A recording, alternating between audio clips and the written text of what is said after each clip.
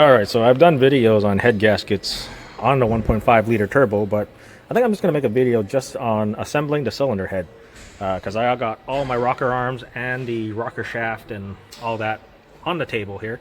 You're probably wondering, why did I keep it here and not send it to the machine shop for them to do it? Because every time I send it to the machine shop, or I guess for them to service the cylinder head, they clean it and then they throw all the rockers in a bag, and all the springs and the little pistons and everything, they all throw it in the bag. So if they're just going to do that, I might as well just remove it and just keep it on my bench like that anyways. But yeah, anyways, so not all 1.5 liter turbo cylinder heads are VTEC cylinder heads. For instance, the 1.5 turbo in the Accord, which is this one, has VTEC on the exhaust. So it's just there to help spool up the turbo, because you don't need VTEC on the intake because you got the turbo pushing more air into the intake, so you don't really need it. But not all 1.5 liter turbos have VTEC. Your CRV, for instance, is a 1.5 liter turbo, but no VTEC. And then on your Civics, also no VTEC. I can't remember if the SI has VTEC on the exhaust. Can't remember. I think it's the higher horsepower 1.5 liter turbo that gives you VTEC on the exhaust. I might be wrong. I don't know. I can't remember. I've done so many. It's just like 1.5 liter turbos everywhere. But let's start assembling it. I got my torque specs, right? So your rocker shafts are 9 pound-feet. And then I got your, cam caps. Make sure that your machine shop put the cam caps in the correct spot, because they're all numbered, right? Don't trust anybody other than yourself, like I always say. That's why I keep all my stuff here, because I don't trust other people. Just got, I got trust issues. Well, anyways, I got some assembly lube right here. We're gonna lube up the shaft, and as we slide it in through this hole, we're gonna start assembling them. They will have washers on each side of each rocker arm as you put them in, and then you got the constant motion springs that are gonna go there. And then you got this guy. Make sure you put these things in first. So that's in. And then we're going to start putting the rocker shaft in. So for the rocker shaft, you can't really mix them up because one is longer than the other. And that's because there's this extension here for the high pressure fuel pump. And yeah, basically, if it doesn't fit, don't force it. That's what she said.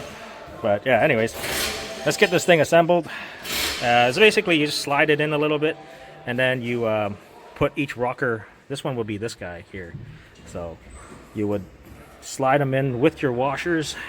Each time you slide them in, you just stick in a new rocker arm, and then basically till the end, torque the 10mm bolts in, and then yeah, basically it. Alright, so lube the shaft. It's nice and tacky. I like to put, just zoom in here. So that should be good. So I'd like to put the washer in first, because you can't really hold them all together at the same time. And then you put your rocker shaft in. Oh no, dropped it. Kind of a tight space, but you'll get it.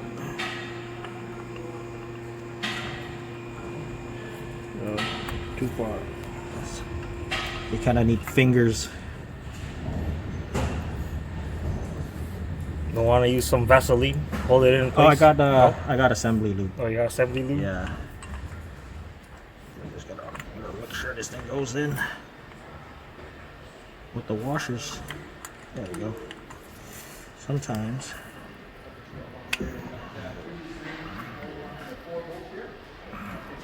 Come on.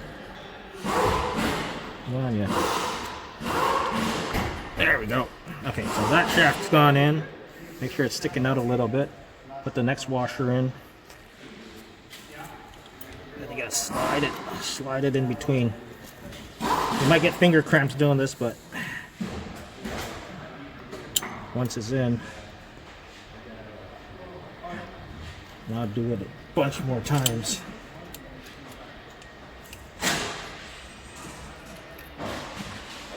Use a little finger slide, guide it in, and that's it. Now you go to the next one. And then now you do it 3 more times. right, that's put in. This little 10mm bolt gets 9 pound-feet of torque. Maybe I should run the should have ran the bolt in a little bit more before. Ah, there you go. It's good enough. 9 pound-feet. Okay, hold it with my belly.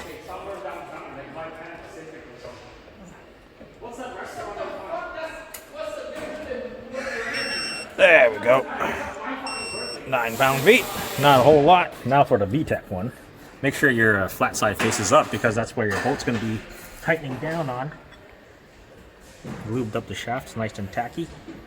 So this is going to be a little bit tricky, but because you got the little piston here, that's going to keep springing out. So I got to slip that in with the washer. That's on. Yep. Oh, that's on. The little flat side for the middle VTEC cam is gonna be pushing up on that constant motion spring. I guess that's what they call it. And we're gonna slide that in. That's in. Grab the other washer. Right.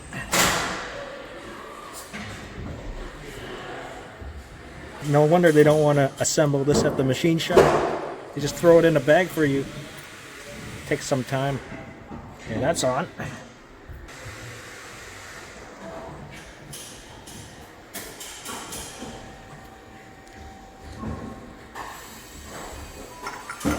So there's another piston in this one. This one doesn't have anywhere to go on the other side. Stick this in. So that's in. Got another washer that I gotta slide in there too. I stick my finger in there, help guide it in.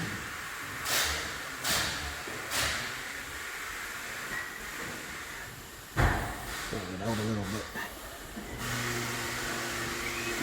There we go.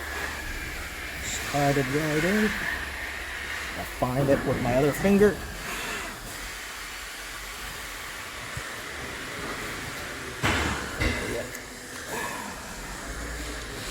Come on. There we go. Okay, so now we do it 3 more times. Yeah, that's it. Also 9 foot-pounds.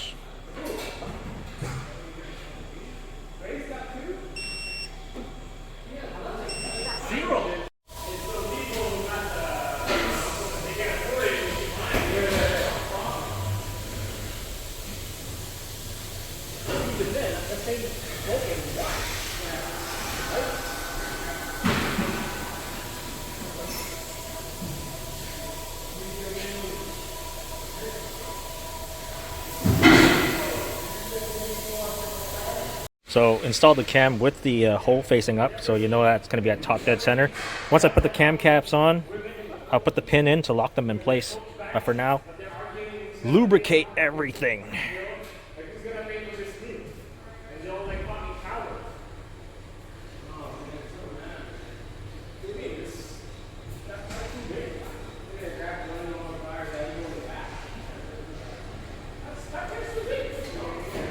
Removing the cam caps, you want to start from the outside, then you remove them in the middle. When you're reinstalling them, you start from the middle. When you're tightening them, start from the middle and then you work your way out. But for me, I like to do it my own way. I mean, it's not, the manual says one thing, but then when you do things, I think it's preferred that I do it this way, because a lot of times you go in the middle, sometimes it's like, wonky. So I like to run these two caps run down evenly, slowly at a time, because sometimes when they're kind of crooked, they don't sit, like they're kind of crooked. It's a tight fit, so it's going to be tight, so you don't want to be in any kind of angle. So I like to run these two down a little bit at a time until the camshaft is seated, and then I start working to tighten from the middle outwards. That's how I like to do it. That's just my way. I don't know if it's the right way, but it's just taking these camshafts out. Sometimes they get kind of crooked and they get stuck, right? And it's because it's a tight, it's a really tight clearance in here, so they get stuck. Same thing with the front one here too. So I like to run these two down evenly till it's seated, and then do my final torque or final tightening with the starting from the middle, then work your way outwards and torquing the camshaft down. All right, 13 pound-feet.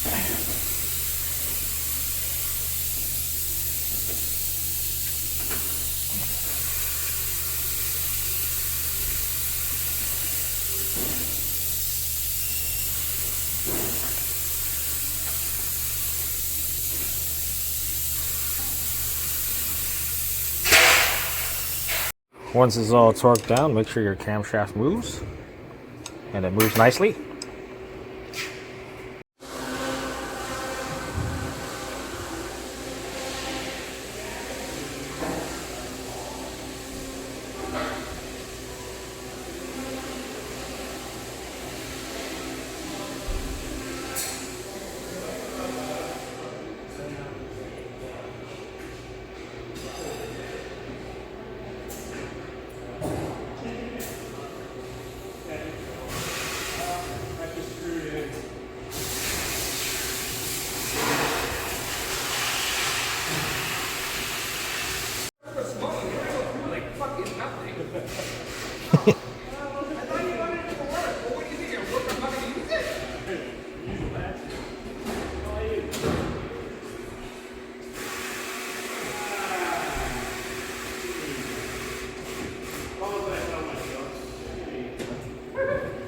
And here, this is what I'm talking about.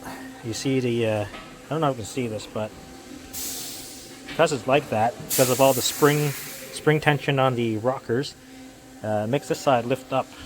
So what I like to do is I like to tighten, or not tighten, but run down these two first to evenly seat the camshaft first before I do a final tightening. All right, so everything can just freely move by hand. Here, let me see if I can show you. So this is just me turning that. So I know everything's moving freely. Now I can do a final torque or a final tightening with the torque wrench. All right, so lock the cams, install the VTEC solenoid here. There's one over here, but that's for later because I got to put the timing cover in. And then got the VTEC solenoid installed with a new gasket. This guy, you can see it's kind of like there's stuff on the screen too. It's kind of gunky, so I don't know. I'm just doing the head gasket on it, even though I told him the screen on like the solenoids are kind of, there's some stuff on it, not too bad. Like here, you see there's stuff on the screen. So this guy, I don't know, I find that Accord customers never really keep up with their maintenance, but nothing to do with the head gasket, but that's just what I noticed. But if you want to see the video for the head gasket on a Honda Accord, I'll link it down in the description. You guys can check it out. But other than that, one thing, I had my snap-on gun rebuilt.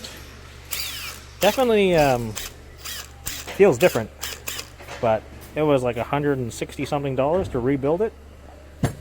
But I didn't pay for it. My manager paid for it because apparently I got really good reviews on my tech videos, and my manager gave me a $150 credit to a snap-on tool, so I used it to fix one of my guns.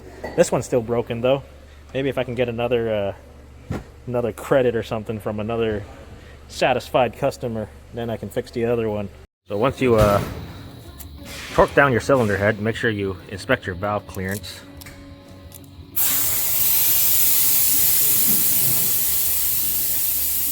And then you should be good. Anyways, I hope you guys enjoyed the video. Thank you guys for watching, and I gotta finish this head gasket.